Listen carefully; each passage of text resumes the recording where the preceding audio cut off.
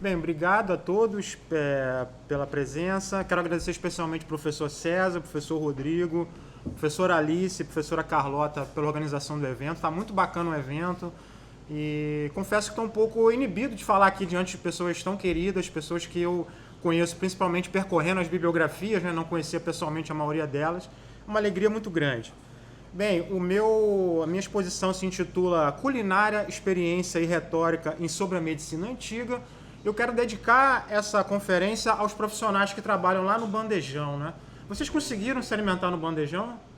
Sem problema nenhum, que ótimo. Qual era o cardápio hoje? Arroz, feijão, tomate, repolho e carne. Vem com um pratinho, né? Tinha salada também. Bem, eu fui aluno aqui da UF, do curso de Letras, em 2001. A situação era bem diferente naquela época, hoje as coisas melhoraram muito, né? A tendência é melhorar cada vez mais. Pergunta quanto foi. 70 centavos ainda, né? Um prato bem balanceado, enfim. Então, é a única coisa no país que não tem inflação. Pois é, desde 2001 que eu era aluno aqui, é o mesmo preço, mas a qualidade melhorou muito, né? Hoje a gente come num prato mais civilizado, não era naquele bandejão, como na época antiga. E isso é uma conquista da gestão do professor Haddad, não vamos esquecer disso, né? Bem, vou entrar então no meu tema, feita essa pequena introdução. Eu quero dizer que a arte culinária ela vem adquirindo cada vez mais popularidade. São cada vez mais numerosos os programas de televisão, eventos e publicações destinadas ao apetitoso mundo da gastronomia e da boa mesa. Aos poucos, o público passou a se familiarizar não apenas com novos pratos, alimentos, temperos e chefes de cozinha carismáticos, mas também com diversas técnicas culinárias antes restritas aos grandes cozinheiros. Essa familiaridade se reflete no vocabulário técnico empregado.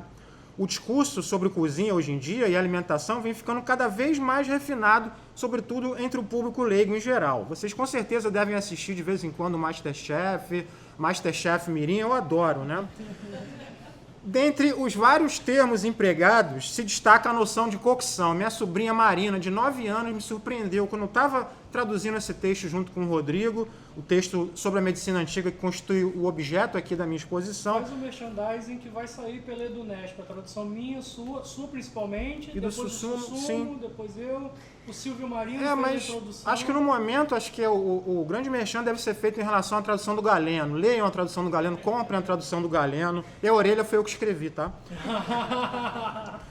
Enfim, a minha sobrinha Marina me surpreendeu, né, quando eu estava traduzindo sobre a medicina antiga, com a palavra cocção, né? E ela já cozinha melhor do que eu. E, bem, muito, né? E na antiguidade, né, a noção de cocção adquiriu uma importância. Bem, todos sabem o que é cocção, é uma maneira de se preparar alimentos mediante a ação de diversas formas de utilizar o calor para preparar os alimentos. Enfim, mas na antiguidade a noção de cocção adquiriu uma importância que vai além do campo restrito da culinária e da alimentação. A noção veiculada pelo substantivo pepsis, que pode ser traduzido dependendo do contexto como cocção, digestão ou amadurecimento, exerceu um papel importantíssimo em concepções químicas, médicas e fisiológicas pioneiras, conforme eu vou tentar mostrar aqui para vocês. Bem, feita essa introdução, a minha exposição se divide em 3 partes. No primeiro momento eu vou destacar algumas passagens do livro 4 da Meteorologia de Aristóteles e algumas passagens dos textos atribuídos a Hipócrates, nas quais a noção de cocção exerce um papel central, e eu vou tentar mostrar que a noção de cocção nessas passagens está sempre associada ao papel explícito mencionado do calor. Na segunda parte da comunicação, eu vou contextualizar o tratado que constitui o objeto da minha exposição e que em breve vai ser publicado, espero que ainda esse ano, pelo Edunesp, né, o Tratado sobre a Medicina Antiga atribuído a Hipócrates. Eu vou contextualizar o tratado, vou apresentar algumas características pouco estudadas do texto que se referem a um contexto provável de exposição em performance, de exposição oral. E com base nisso, que eu vou colocar na segunda parte, eu vou passar para a minha proposta de leitura aqui, que eu vou apresentar na terceira sessão, e depois eu vou comentar para manter a surpresa aqui. Pois bem, assim eu posso passar para a primeira sessão da minha comunicação. Bem, a caracterização mais detalhada, mais pormenorizada de pepsis, de cocção, está no livro 4 da Meteorologia de Aristóteles, né? Nesse tratado, a noção de cocção e seus diferentes tipos exerce um papel importantíssimo na explicação de um domínio de realidade mais elementar do que os processos culinários e digestivos, abarcando mais ou menos o que nós atualmente entendemos como química ou físico-química, ou seja, aquilo que estaria entre a física e a biologia, envolvendo a formação dos minerais, materiais orgânicos, como tecidos, carne, sangue, ossos e assim por diante. Nesse contexto, a noção de cocção, pepsis, ao lado da incocção, a pepsia, exerce um papel central na explicação desse domínio, né? Desse domínio que nós atualmente podemos denominar química, né? Então, os processos químicos, né, naturais são explicados em analogia aos diversos procedimentos culinários. Conforme lemos no início do capítulo 2 do livro 4 da meteorologia, eu também fiz uma tradução. Bem, essa pesquisa toda surgiu no meu estágio pós-doutoral que eu fiz sob orientação do professor Rodrigo, né, me permitiu ficar um ano traduzindo sobre a medicina antiga e outras coisas também, inclusive o livro 4 da meteorologia de Aristóteles. Né? Enfim, então, um comecinho do livro 4 da meteorologia, Aristóteles define a cocção como uma consumação ou perfeição, teleios, é o termo grego aqui, produzida, cito, pelo calor próprio e interno, hipó, tu, fisicu, kai, roikeu, termu, a partir dos opostos passivos, entendidos como o seco e o úmido. Na sequência, após essa definição, ele estabelece 3 tipos básicos de cocção, quais sejam maturação, ebulição e assamento. Eu não vou ficar mencionando os textos gregos, né, os termos gregos, e assim como 3 tipos básicos de incocção, tomadas como contrárias aos tipos básicos de cocção, quais sejam crueza, escaldamento e uma espécie de abrasamento ou chamuscadura, um tipo considerado por Aristóteles desprovido de nome ou mais difícil de nomear. Bem, na medida em que a caracterização aristotélica dos fenômenos químicos é feita com base em termos extraídos originalmente do campo da culinária, nós podemos dizer que a química de Aristóteles, se é que a gente pode falar, é um termo talvez anacrônico, né? Mas a química de Aristóteles, por assim dizer, também é uma espécie de cozinha natural. Essa analogia aos procedimentos culinários abarca também os processos fisiológicos, em especial os processos digestivos. Há uma identidade entre digestão e cocção, entre um procedimento técnico artificial e um procedimento fisiológico natural. Cito, visto que a cocção do alimento no corpo é semelhante à ebulição, pois é gerada no úmido e no quente pelo calor do corpo. Hipó, tes, tu, somatos, termótetos. Fim de citação. Bem, essa concepção segundo a qual a digestão consiste num tipo de cocção do alimento pelo calor interno do corpo é comum na antiguidade grega, estando presente em diversos autores, principalmente nos autores médicos, né, como Galeno e principalmente Hipócrates. Isso reflete uma tendência muito comum nos textos médicos de extrair evidências observáveis dos mais diversos campos da experiência ordinária e das artes para explicar o funcionamento interno não observável do organismo. Né? Em outros termos, para utilizar aqui uma caracterização do Jacques Joannin, um famoso estudioso, né, da medicina antiga, o visível se torna modelo para a compreensão do invisível. Principalmente nos textos médicos isso é muito comum. Né? Bem, e a continuação dessa sessão está um pouco longa, eu vou abreviar porque meu tempo aqui é limitado, né? Eu procuro reunir uma série de passagens de textos do corpus hipocrático, no qual a noção de cocção é utilizada em associação explícita com o calor. Né? Algumas passagens de sobre a dieta, que eu não vou mencionar. Uma passagem de sobre a carne, que merece ser mencionada, quando ele descreve a formação dos tecidos humanos e diz que a formação dos tecidos humanos ocorre quando aquilo que é mais viscoso e gorduroso, cito, sendo completamente assado pelo calor, hipó tu termu, torna-se membrana. O texto continua, né, com várias comparações entre os processos culinários e a formação de diversas partes do organismo. Uma passagem que merece ser mencionada aqui de um outro texto é sobre a natureza da criança. Nesse texto, o processo de formação de uma membrana em torno do embrião é comparado à crosta que se forma em torno de um pão levado ao forno. Cito, assim como surge sobre o pão assado uma fina superfície membranosa, pois o pão, quando aquecido, termainômenos e inflado com ar quente, se ergue.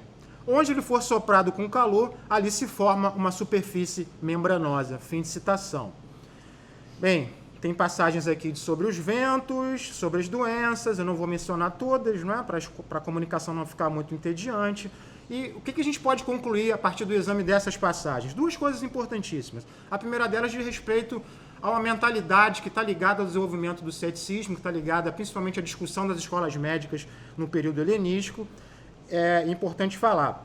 O quê? As evidências observáveis, né, extraídas da arte da culinária, são utilizadas para iluminar processos químicos, fisiológicos e patológicos ocultos ao olhar do observador. Essa é a primeira conclusão que a gente pode fazer com base na análise dessas passagens.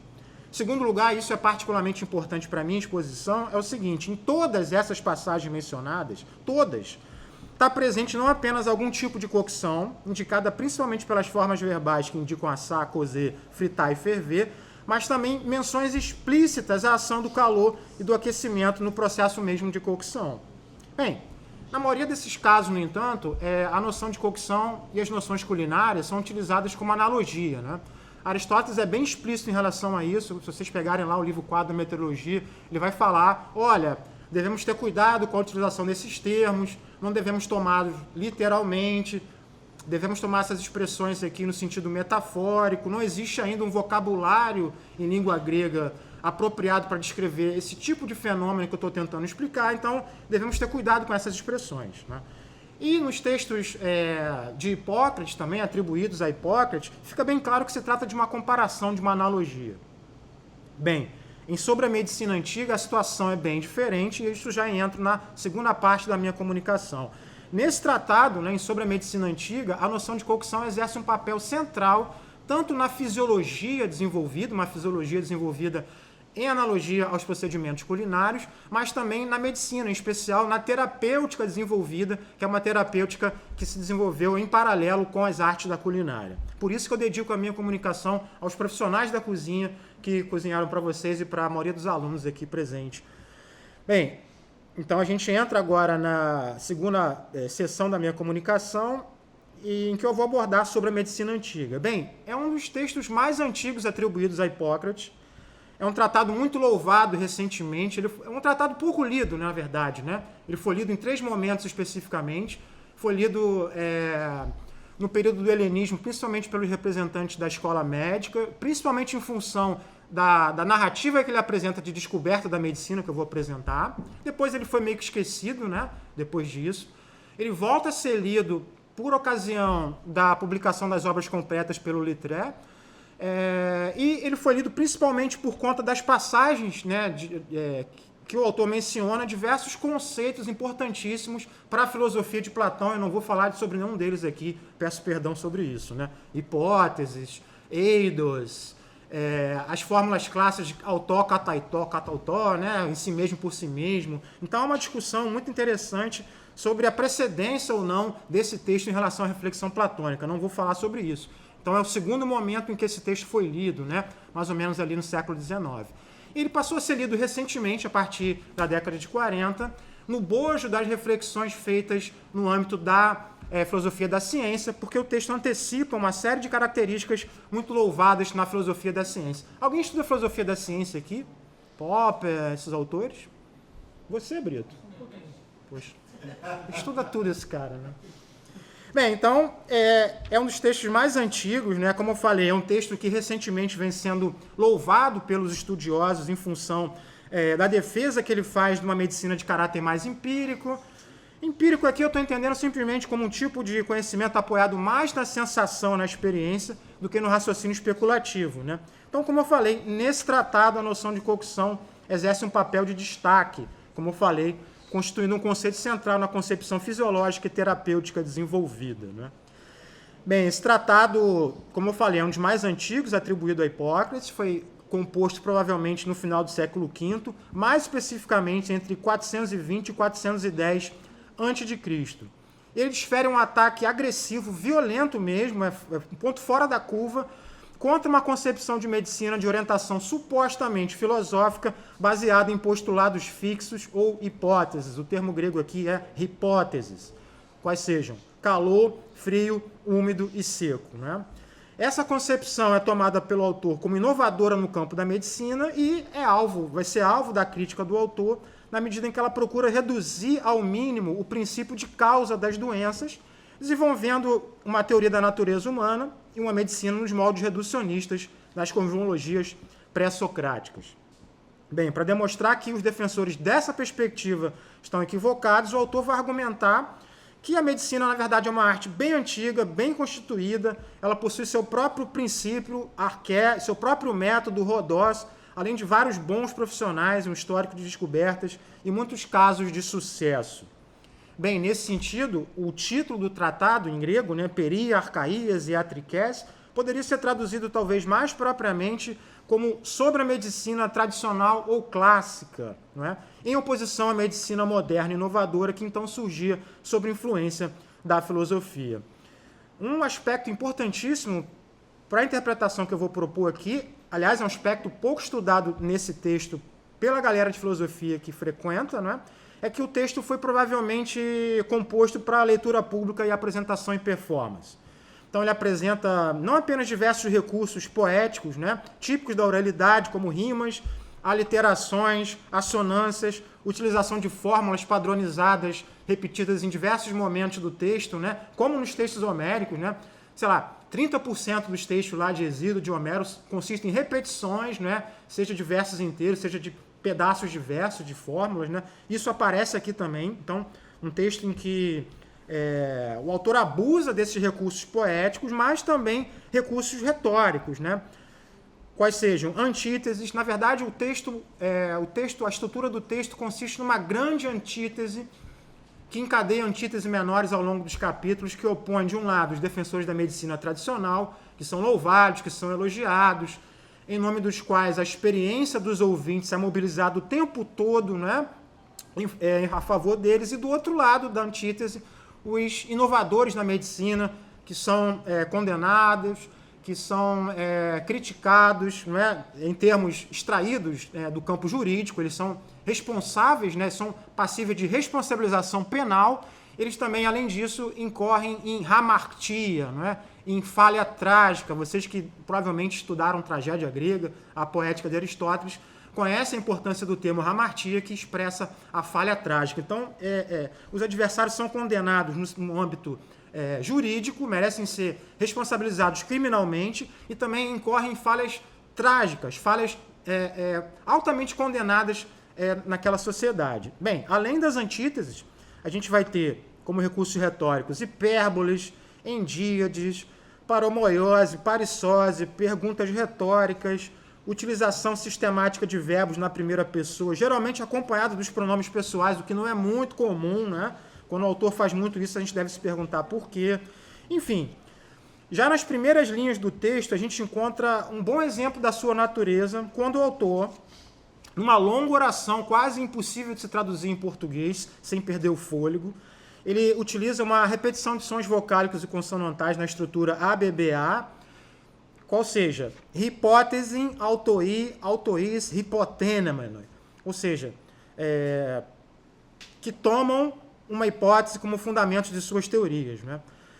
É difícil, eu não tenho dotes poéticos para reproduzir essa repetição dos sons, eu não ousei fazer isso na nossa tradução, mas, enfim, ao afirmar que os adversários literalmente hipotetizaram hipóteses, tentando aqui reproduzir parcialmente na tradução as repetições dos sons utilizados pelo autor, ele parece sugerir ao público que os adversários se atrapalham, se enrolam em suas próprias palavras. Em linhas gerais, a natureza do tratado é epidítica, ou seja, ela consiste numa exposição em performance de alguma expertise, né, de alguma arte por parte do autor, e como eu falei, ela contém um vocabulário extraído de textos apologéticos, de textos jurídicos e também da tragédia grega, em especial o termo hamartia, né? Bem, agora entrando no conteúdo do texto propriamente dito, segundo o autor, a medicina vai surgir juntamente com a culinária, com a nutrição e as artes da cozinha em geral. Ambas surgem a partir de uma descoberta, de uma observação teresis, segundo a qual não é benéfico para os doentes seguir a mesma dieta que as pessoas saudáveis. Essa descoberta é fruto da própria necessidade, né, anankia, e não de um espírito especulativo e desinteressado. Essa descoberta ela pode ser remontada a uma constatação, a uma observação anterior, qual seja, que não é benéfico para os seres humanos comer e beber as mesmas coisas que os animais. Os animais claramente se beneficiam com uma alimentação selvagem, isso é, constituída por itens crus, não misturados, não temperados ou simplesmente puros, né? Desprovidos de cresces, ou seja, ácreta. Nesse estado bruto, os alimentos possuem grandes poderes, isso é, possuem uma intensa capacidade ou simplesmente poder, a palavra aqui é dynamis, de gerar certos efeitos ou afecções publicamente observáveis em quem os consome. O vinho, por exemplo, quando bebido em excesso em estado puro, ou seja, sem nenhum tipo de mistura ou diluição, produz certos efeitos que todos identificam claramente como a sua dynamis específica. Bem, nesse momento, eu estou aqui na presença de 3 colegas da graduação, da turma de UERJ, né? Em 2001, eu fiz filosofia na UERJ também. O César, o Rodrigo e o meu amigo Alexandre, que está ali. Uma pena não poder ter assistido a sua comunicação. Então, nós já vimos nas infames vinholadas, quando a galera em honra a Dionísio consumia bastante vinho. César não ia, não. César ia, mas não bebia vinho. Não, ele não fazia nada, ele ficava de terno num canto escuro. Eu lembro dele nas vinholadas, mas sem consumir Tava vinho. bêbado. Provavelmente. Enfim, alguém aqui já tomou algum porre de vinho? Você tem cara que já tomou, né? Horrível. Quem é que faz isso? É o pior, não é? Só a gente na graduação que faz isso. E era vinho doce, de galão. É aquele moscatel, sangue de boi. A gente batizava com cachaça ainda por cima. Pois é, não é? Nossa, das trevas. Quando uma pessoa consome muito vinho e está embriagado de vinho, qualquer pessoa que olhar sabe que aquilo é um porre de vinho, não de uísque, não de cerveja. Então, enfim, a questão toda aqui é a alimentação, uma medicina de orientação dietética. Bem, a partir dessas constatações, dessa do vinho, a do queijo e várias outras, confirmadas em ocasiões distintas por diferentes pessoas, os seres humanos passaram a investigar uma alimentação, passaram a buscar uma alimentação que se harmonizasse mais com a sua natureza. Isso é, ao longo de muito tempo, com muita tentativa e erro, foram realizando diversas operações e elaborações com os alimentos, ou seja, foram fervendo, cozendo, misturando, combinando as coisas fortes e puras com as mais fracas, ao mesmo tempo em que observavam indivíduos distintos nas cobaias, não é? As afecções resultantes da ingestão dos alimentos assim modificados. Então, é a partir desse processo que a medicina se desenvolveu, se separando da culinária num dado momento em virtude da sua complexidade.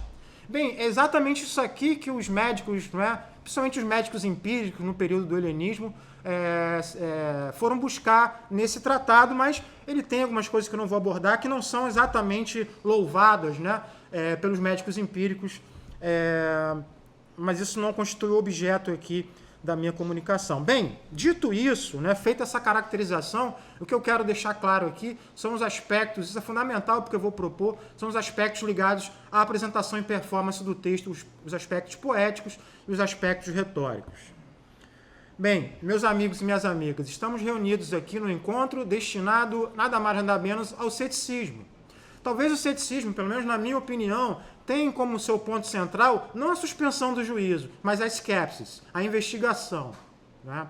Além disso, no campo restrito do estudo de textos clássicos da filosofia, no campo dos estudos clássicos em geral, oferecer hipóteses alternativas, em adição às hipóteses que constituem o palco central, digamos assim, das discussões, é um dos únicos meios de se aumentar o conteúdo empírico disponível nesse campo de investigação, dando a ele um caráter mais científico. Portanto, é nesse espírito que eu quero que vocês tomem o que eu vou colocar na sequência. A princípio eu pensei em expor a minha proposta de leitura aqui agora, mas eu vou fazer um suspense e vou apresentar ao longo dessa última parte da minha comunicação na qual eu já entrei. Bem, eu vou destacar 3 momentos aqui sobre a medicina antiga, na qual a noção de cocção merece a nossa atenção mais detalhada, né? Mais especificamente, o papel do calor nas menções à cocção feita nessas 3 passagens parece ser ambíguo, parece ser motivado mais pelo contexto retórico de exposição do que pelo teor, digamos assim, argumentativo do texto. Bem, a primeira dessas passagens é no capítulo 13, na qual o autor comenta... Eu tenho tempo ainda? Você precisa... tem mais 5 minutos. Ele inventou isso agora, né? Precisa ir para os finalmente do seu argumento. Nossa. Bem, são 3 momentos aqui, talvez eu pule um.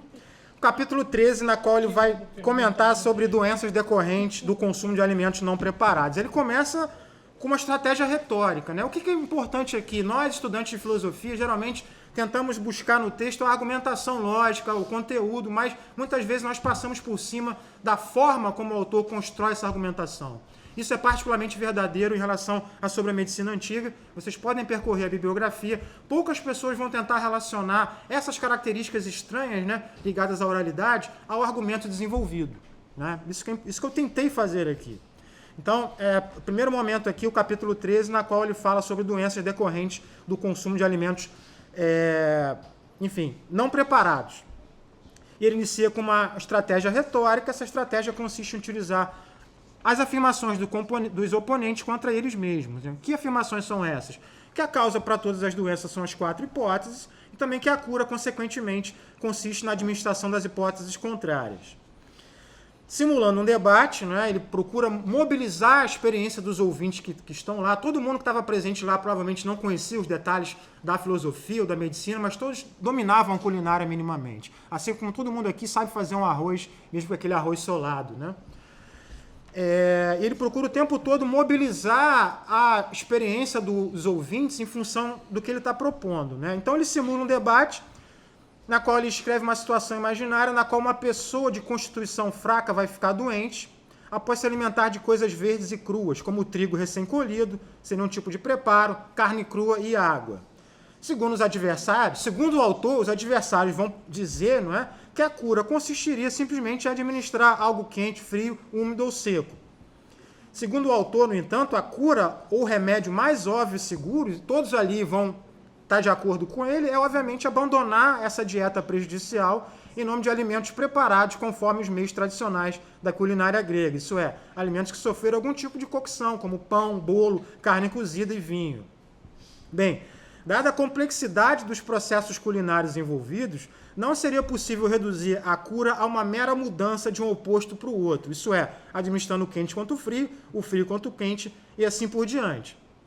Pois o que foi colocado, cito, no fogo e na água, piri, kai, ridati, 2 expressões aqui no dativo, fim de citação, sofreu diversos tipos de preparação, cada uma das quais dotada do seu poder específico e natureza, de modo que perdeu algumas de suas propriedades, enquanto ganhou outras por meio da combinação e da mistura. Bem, essa passagem é uma das únicas no capítulo em que o autor menciona minimamente o calor, na verdade, o fogo. No entanto, após essa rápida menção ao calor, o autor procura mostrar que os adversários, né, incorrem numa aporia. Ele procura deixar explícita essa aporia, né, tentando mostrar como eles estão em dificuldade para explicar como a cura se deu com base nos seus próprios argumentos, pois tanto a preparação dos alimentos quanto a cura que eles defendem não poderia ser explicada simplesmente pela ação do quente quanto o frio ou das outras hipóteses isoladamente. Então ele formula 2 perguntas retóricas. Por meio delas, ele quer deixar explícita a aporia, ao destacar que a cura, no caso em tela, não se deu pela ação do frio contra o calor ou ao contrário, nem que a preparação do pão, cito, removeu a feilato dos grãos de trigo, o quente, o frio, o seco ou o úmido. Fim de citação. Bem, na medida em que os processos culinários envolvidos são complexos e envolvem a atuação de inúmeros fatores, inclusive o fogo e a água, eles não podem ser explicados apenas e tão somente pela ação de um oposto quanto o outro. Porém, ao mesmo tempo que é mencionada rapidamente na passagem, a ação do fogo é também diminuída ou atenuada. Ele não fala mais nisso, né?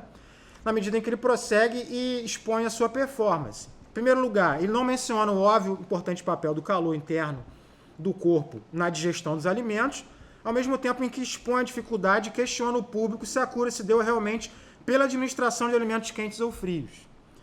Em segundo lugar, ele questiona se a produção do pão, como eu falei, realmente removeu do trigo o quente, o frio, o úmido e o seco, ao mesmo tempo em que não menciona que o processo culinário, na verdade, apenas utiliza principalmente o calor, mas em certa medida também o frio, o úmido e o seco na preparação dos alimentos. Tudo isso é exposto para gerar aporia ou dificuldade num contexto de apresentação e performance, no qual tanto a doença em questão quanto a causa e, sobretudo, a eficácia da cura são bem conhecidos pelos ouvintes. Bem, E agora eu posso passar para a segunda sessão aqui, da terceira parte da minha comunicação, na qual o autor descreve doenças decorrentes da ação externa do calor e do frio. Eu vou resumir essa passagem, né? E a única passagem na qual o autor, ao longo de todo o tratado, né, ao longo de todo o texto sobre a medicina antiga, é a única em que ele destaca, em que ele menciona o calor interno do corpo, toter mon autotem. Mas ele menciona o calor interno do corpo em um contexto no qual ele quer mostrar que o calor, o frio, o úmido e o seco não são relevantes para a filosofia, para a medicina. Toda vez que uma pessoa se expõe demasiadamente ao frio, por exemplo, e adquire sintomas leves de um resfriado, automaticamente o calor, o frio, ele menciona apenas o calor e o frio aqui nesse capítulo, né? Automaticamente o calor e o frio se apresentam na linha de frente para contrabalancear esses efeitos, né? Então, em virtude disso, não é necessário dar uma importância, dar muito peso ao calor e ao frio, na medida em que o calor e o frio internos do organismo se apresentam para contrabalancear os males, os distúrbios, as doenças causadas pela ação externa do fogo ou do frio. E a única passagem aqui em que ele menciona claramente, como eu disse, o calor interno do corpo. Bem, tem alguns outros exemplos aqui, mas acho que com isso dá para a gente prosseguir e entrar na última sessão da minha comunicação. Obrigado pela paciência até aqui. Então, aqui nessa última sessão, né, no capítulo 18 e 19, o autor vai examinar doenças causadas pelo acúmulo de humores nas vias nasais, nas vias oculares e na garganta. Então, esses distúrbios são causados pela cocção dos humores. A cocção dos humores é que vai promover a creses, né, a combinação dos humores, e assim as doenças e os distúrbios serão debelados. Ele menciona diversas doenças, né, tanto no nariz, como nas vias oculares, como na garganta, né? Ele menciona coriza, roquidões, amidalites, erisipela, pneumonias. Eu não vou entrar em detalhes. O que é importante aqui, pegando o caso da coriza, né? Todos esses males se caracterizam pelo acúmulo de fluxos de humores concentrados nas regiões oculares, nas regiões nasais e na garganta, né? Então, nessas situações, né, todas elas são caracterizadas por um fluxo bem mais intenso do que o normal, e esses fluxos são capazes de fazer essas partes inchar, se inflamar, até se tornar quente e ardente em grau extremo, ponto a partir do qual vão surgir úlceras e ferimentos nas regiões, caso elas sejam tocadas com frequência, né? Todos esses casos são gerados pela acridez, pela intensidade, pela falta de combinação dos humores dentro do corpo, ou seja, pela proeminência de algum humor forte e concentrado, no qual o fluxo que escorre pelo nariz, pelos olhos e pela garganta é apenas a manifestação externa e evidente. Nesses casos, os sintomas vão persistir até o momento em que, cito, o fluxo flui mais espesso, menos intenso, mais cozido, pepon, a gente tem aqui um particípio neutro, né? Mais cozido e mais misturado do que o que ocorria anteriormente. Ou seja, a saúde, de maneira geral, nesses casos, será restituída só quando os humores em separação se misturarem e se combinarem novamente, né? Quando entrarem no estágio de creses. Bem, então a gente tem aqui uma associação clara entre cocção e combinação dos humores, entre pepsis e creses. Afinal, o humor concentrado responsável pelo distúrbio se torna mais misturado com os outros humores apenas quando sofre cocção ou quando está cozido. Bem, é a cocção que é capaz de engrossar, endurecer e, por fim, fundir o humor concentrado que, desse modo, se combina, isso é, sofre creses. Bem, cumpre destacar que, mais uma vez, não há no capítulo, nos dois capítulos, nenhuma menção explícita ao papel do calor, seja interno, seja externo, no processo mesmo de cocção. Meus amigos e minhas amigas, que calor é esse que dispensa, que cocção é essa que pode dispensar o uso do calor, que não ousa dizer plenamente o seu nome? Então, o que eu estou propondo aqui é que a gente está talvez diante de um tipo de silêncio retórico ou omissão proposital de um aspecto da teoria do autor que poderia servir de concessão aos adversários. Omissão essa que é colocada, por assim dizer, no meio de uma exposição massiva de técnicas, procedimentos e casos clínicos bem conhecidos pela audiência. Bem, vou pular uma parte aqui que não é tão relevante, né? Consiste na apresentação de mais evidências. Eu vou enviar, aliás, o texto completo para a organização. Eu peço depois que vocês encaminhem para os inscritos, né, para que vocês possam me ajudar a desenvolver mais esse texto. Bem, se a gente levar essa analogia entre culinária e medicina às últimas consequências, a gente tem que reconhecer o papel claro do aquecimento no processo de cocção em geral. Como a gente viu lá na primeira parte da minha sessão, né, no livro Quadro da Meteorologia, e nos próprios textos atribuídos a Hipócrates, nós verificamos que a ação do calor e do aquecimento é indicada não apenas pelos verbos e substantivos que expressam os diversos tipos de cocção, mas também por expressões adicionais, como por meio do calor, hipototermu, quando é aquecido, termainômenos, pelo aquecimento do corpo, hipótestos, somatos, termótetos, e assim por diante. Então o autor claramente aqui evita destacar o papel do calor e do aquecimento no processo de cocção ou pepsis. E a única menção explícita ao papel do calor, né, o único papel que o calor exerce aqui no tratado se restringe à interação com o frio e vice-versa nos casos em que o calor e o frio atuam externamente, causando distúrbios nos seres humanos. Como eu falei, estou propondo aqui, uma das maneiras de se encarar isso é tentar atribuir ao autor a falta de alguma distinção conceitual. Por exemplo, como a ausência de distinção entre mistura mecânica e mistura química, conforme o Jones, um dos tradutores, coloca lá numa nota. Bem, mas eu não acho que isso seja uma maneira de fazer justiça ao leitor, né? Eu acho que deve ter uma outra razão por trás disso, e eu estou tentando propor aqui que é uma razão ligada aos contextos retóricos da exposição e performance, né? Bem, assim, a título de conclusão, chamamos a atenção para o fato de que um texto louvado e muito valorizado na bibliografia recente em virtude de suas inegáveis contribuições para a ciência empírica, também se utiliza largamente de recursos persuasivos considerados alheios ao campo estritamente científico. Mas pode a ciência realmente ser praticada nos tempos atuais sem o uso da retórica? Isso é, projetos, laboratórios, bolsas e programas de pesquisa podem ser financiados recebendo apoio público e privado e verba das agências de fomento sem a mobilização de recursos que visam nada mais ou nada menos do que a persuasão? Quem aqui é aluno de graduação? Vocês, em breve, né, estão finalizando já a graduação? Em breve vocês vão estar pleiteando, espero que sim, não é? Vão estar pleiteando alguma vaga na pós-graduação, no mestrado, e vocês acham que apenas o conteúdo do seu texto é suficiente para vocês serem aprovados? Aquele momento que você vai estar lá na banca, diante dos seus futuros pares, vocês acham que vocês podem sentar ali e ingressar no mestrado sem utilizar minimamente a retórica, sem se vestir de um jeito adequado e principalmente sem argumentar de uma maneira persuasiva? Pode a ciência atual, repito, prescindir da antiga e venerável arte retórica? E agora, sem graça, né? Colocando a questão em termos mais atuais e urgentes e tristes, deve a ciência ignorar e abrir mão da retórica e da persuasão, enquanto a negação da ciência, amplamente reproduzida e divulgada em profusão planetária por meios inimagináveis aos médicos e filósofos gregos, dela se serve livremente, sem nenhum pudor? É isso. Obrigado.